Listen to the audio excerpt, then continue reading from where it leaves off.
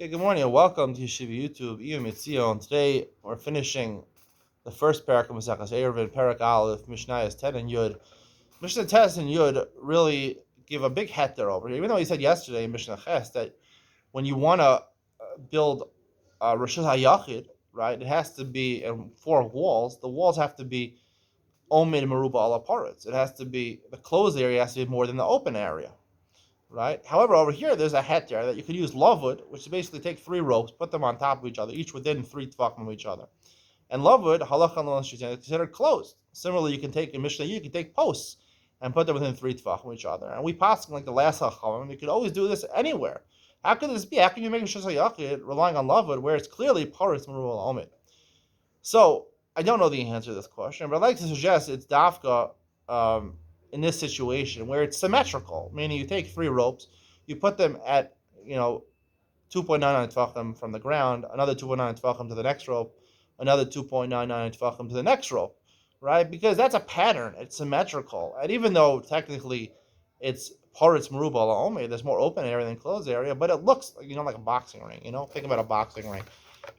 Would you say a boxing ring is not a ring? Is not a rosh hayachid? It's not. They have ropes on the side. Most of it's paritz meruba. There's more empty space, but when you make it in a symmetrical way, it looks like a mechitza. So the concept of mechitza is not just a physical concept. It's based on a conceptual mechitza. Mechitza. Do I view this as mechitza? Really divides between 2 different places, 2 different rishusim, 2 different domains. Is it considered to be something where I conceptualize I'm leaving one domain and going to another domain?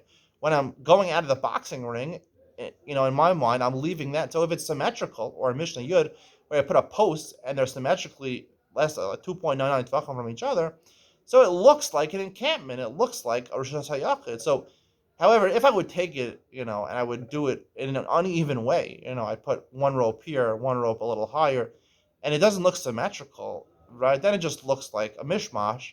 And I don't think you'd have the heter. Then you would really need omen ruel paritz to conceptually people would think it's a mechitza. I'm going from one place to another place. Otherwise, it looks like hodgepodge. It doesn't look like anything significant. So when you're using lovewood, even though you could use a lovewood to close areas, it has to be done in a symmetrical way. If it's not done in a symmetrical way, I don't think even the Chum and Basra and Mishnah Yud, the last sheet of the Chum said you can rely on it even in a yishuv, even when you're in the city where you're at home, you can rely on this.